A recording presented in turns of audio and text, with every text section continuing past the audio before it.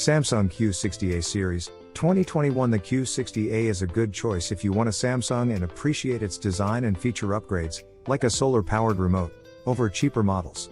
It definitely offers better performance than a typical budget TV, but it's a worse value than non-Samsung brands. Solar remote alert.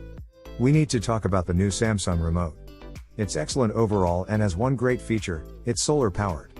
On the back is a tiny array of solar panels.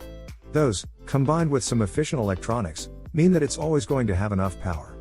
No more changing batteries, which in a small way is good for the environment. 2. My theater room has next to no natural light, and rarely has the lights on, and after several weeks the remote still has plenty of charge. I'm not sure all remotes will go this solar route in the future, but it'd be cool if they did. Alternately, you can charge the remote via USB-C on the bottom. Turn it over and you'll find a sparse selection of tastefully designed keys and a mic for voice search. This lets you speak a show or movie name and then shows you where you can stream or buy it. This screen even has a Metacritic score to further impress, or shame, you about your selection. Oddly, it highlights Apple TV Plus as the main service to do this from, but an additional click brings up the other options. It's not quite as user-friendly as Vizio's version, or Roku's if you have one of their products with a voice remote. It does get the job done though. Features and connections.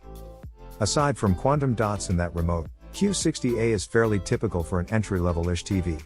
It lacks stuff like a 120Hz refresh rate, next-gen gaming perks and local dimming found on step-up Samsungs like the QN90A. It does share that TV's smart features, however.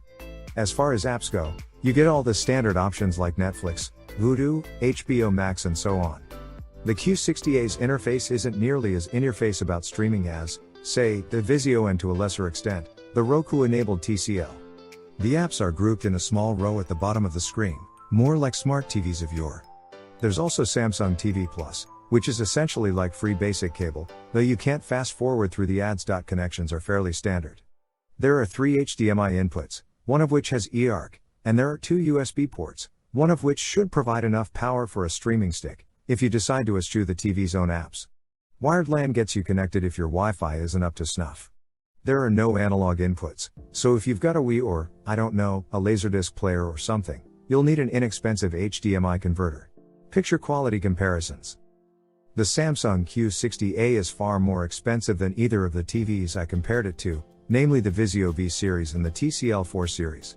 However, as Samsung's most entry-level QLED model, it provides a good indication of what image quality improvements you get from quantum dots. I connected all 3 via a monoprice 1x4 distribution amplifier, and viewed all of them side by side. Right out of the gate my eye was drawn to the Samsung. It is bright. Well, at least compared to the other 2 TVs, which are already pretty bright. When going all out with HDR content, it's about twice as bright as the Vizio. If you have a really bright room, or like to watch TV in the middle of the day in a room with many windows, the Samsung will be easier to see than cheaper TVs. Aside from brightness, color with HDR sources was the other really noticeable difference between the 3 TVs. The quantum dots let the Q60A produce far deeper, richer colors than the Vizio and TCL, which use traditional color filters on their LCD elements. So you get far more vibrant purples, bluer blues, more crimson reds than the others could hope to produce. The contrast ratio, and therefore the dynamic range, isn't much different, however. So overall the image doesn't take advantage of HDR content like some other TVs would, in particular those equipped with local dimming. That said, thanks to brightness and color it takes more advantage of HDR than the other 2 TVs, so that's a step in the right direction. Subjectively speaking, I'd say the added colors and brightness make the Samsung look roughly 50% better with HDR than the TCL and Vizio, which isn't bad but definitely less than the 100% more it typically costs.